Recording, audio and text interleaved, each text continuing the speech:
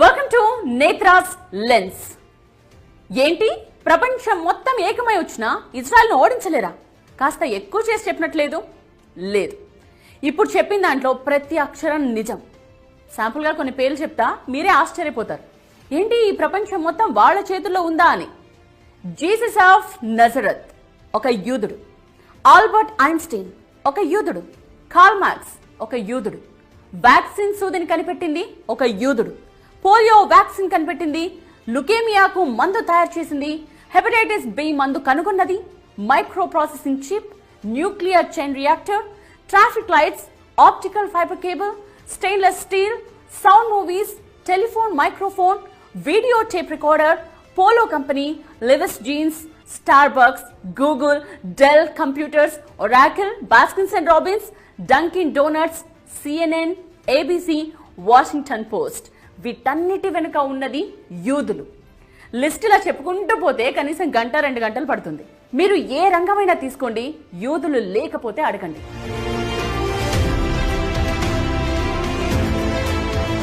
Okay, coming to the point. స్వర్గం కంటే గొప్పది ఏంటి అని యూదులను అడిగితే వచ్చే సమాధానం ఇజ్రాయెల్. అక్కడి అణువణువు వారికి పవిత్రమే. అందుకే ఇజ్రాయెల్ పై దాడికి ఎవరైనా వస్తున్నారు అంటే ప్రపంచాన్ని ఓడించడానికి సైతం సిద్ధమవుతారు. మరో ఇంట్రెస్టింగ్ పాయింట్ చెప్పుకోవాలి ఇక్కడ. ప్రపంచంలో యూదులందరినీ కలిపితే రమారమి 1,60,00,000 మంది ఉంటారు అంతే. బట్ జాగ్రత్తగా వినండి, గత 105 ఏళ్లలో ఉన్న ఈ 1,00,00,000 మందే 15 డజన్ల నోబెల్ ప్రైజెస్ గెలుచుకున్నారు. అంటే 180 నోబెల్ బహుమతులు. సో తమ బ్రెయిన్ లో 1% ఇజ్రాయెల్ కోసం పెట్టినా, తమ సంపాదనలో 0.5% ఇజ్రాయెల్ కోసం ఖర్చు చేసిన, తమ ఆవిష్కరణల్లో 1-2 ఇజ్రాయెల్ కు వినియోగించిన ఈ ప్రపంచం మొత్తం వారి ముందు దాసోహం అనక తప్పదు.